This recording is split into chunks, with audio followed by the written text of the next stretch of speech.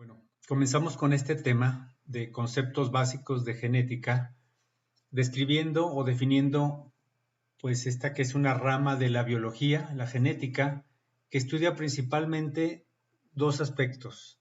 Uno es la herencia, que es la información que recibimos de nuestros padres y que eventualmente heredamos o pasamos a nuestros hijos. Y el segundo punto que estudia la genética es la variación. Es decir, trata de comprender cómo se generan tantos fenotipos, tanta diversidad de rasgos, características en una población de individuos de la misma especie. Esa información se encuentra codificada en el ADN, esta molécula que se encuentra dentro del núcleo de las células y que cuando la célula se va a dividir forma estructuras compactas llamadas cromosomas.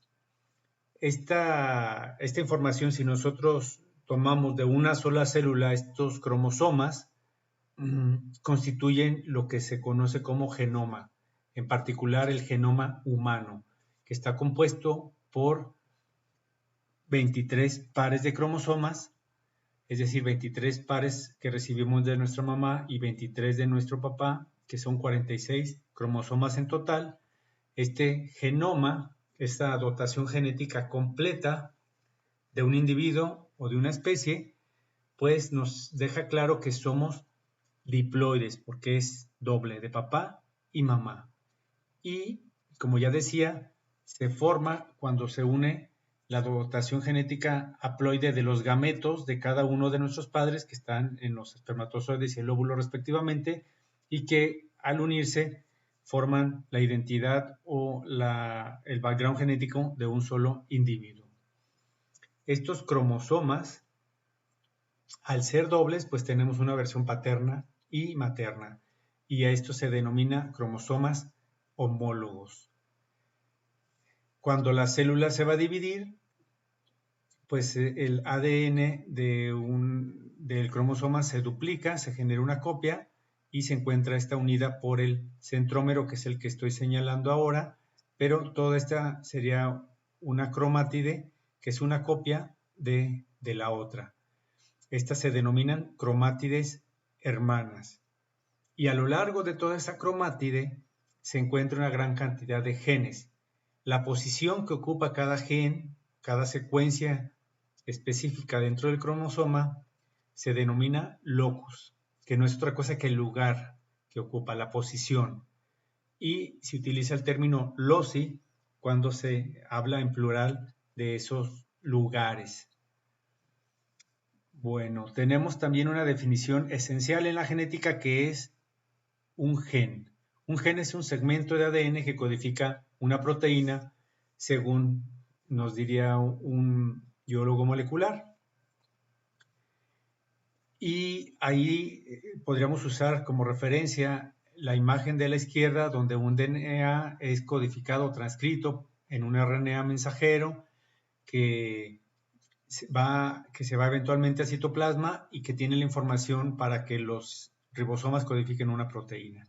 Sin embargo, la definición que más nos interesa en este momento es la definición de gen que daría un genetista y lo definiría simplemente como una unidad de la herencia, que es la que determina un carácter como un rasgo, un color, textura, altura, etc. Un gen presenta diferentes formas alternas que se denominan alelos. Si estoy hablando del gen del color de los ojos y hay tres colores de ojos que puede ser el café, el negro y el azul, entonces habría tres alelos para el mismo gen, tres formas alternas. Esto genera